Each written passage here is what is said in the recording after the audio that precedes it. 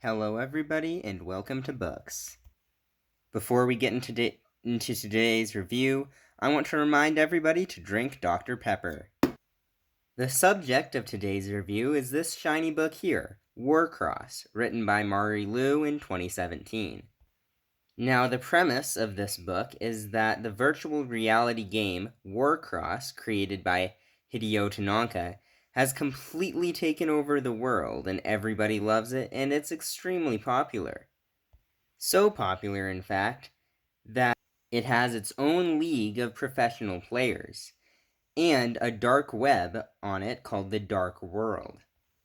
Now, this theme of incredibly advanced technology taken to an extreme degree may seem new and creative, but it's actually more common than you might think. I give you Hive, a book I reviewed in a top 5 a few weeks ago, and it has a relatively comparable premise. Despite this, though, WARCROSS surprised me with how good it is. In the beginning, our main character, Amika Chen, is struggling to pay rent and make bills with her failing funds. Amika is a bounty hunter who makes a living tracking down illegal gamblers on WARCROSS.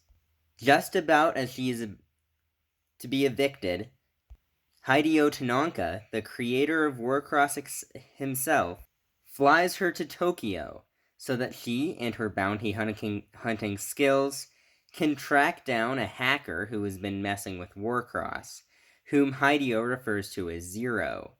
Hideo doesn't know who or where Zero is, and he is apparently a major threat to the game, so it is very important that Amika track him down.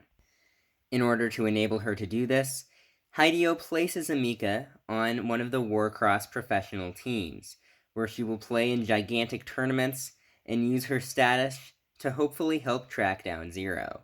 As Amika makes regular visits to the Dark World, the underground side of WARCROSS, she begins to suspect Ren, one of the other players on her professional team. As her suspicions about Ren grow stronger, the relationship between her and Hideo also do, and he reveals to her a surprisingly heartbreaking story about how his younger brother was kidnapped at a young age, and him and his family have never recovered from it. The professional games continue, and at the semifinals, Amika busts Ren and confirms that he is, in fact, working with the mysterious figure known as Zero. Instead of simply arresting Ren, Amika decides to use him to try and capture Zero himself. As Amika confronts Ren in the final tournament, he reveals to her that Zero is not, in fact, the bad guy. Hideo is using the virtual reality technology that he invented to control people and eliminate crime of any type. She confronts Hideo about this and has understandably conflicting opinions. On one side, you are eliminating crime and death. On the other side, you are completely taking away freedom. Hideo reveals that his motivation for this was to ensure that nothing that happened to his younger brother, Sasuke Tanaka, ever happens again. These motivations are understandable, and I heavily empathize with Hideo, even though he is clearly not the good guy in this situation. Amika flees from Hideo, and, using Ren's information, discovers the real identity of Zero himself. At the very end of the book, it is revealed that Hideo's younger brother, Sasuke Tanaka, who survived this entire time and moved on to become the hacker known as Zero. The book then ends almost immediately. Thankfully, it does have a sequel, which I will be trying to track down soon. Normally, I don't really care about mystery books like this, but this one really struck a tone with me, and I think it's unusually good.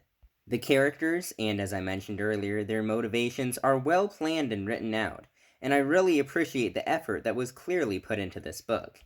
In addition to this, the action scenes within the game WARCROSS itself are exceptional, and I highly recommend that any viewers out there check this out. I will be trying to obtain the sequel Wildcard in the immediate future, and will hopefully review it next week. In the meantime, keep an eye out for future videos, and make sure to drink Dr. Pepper.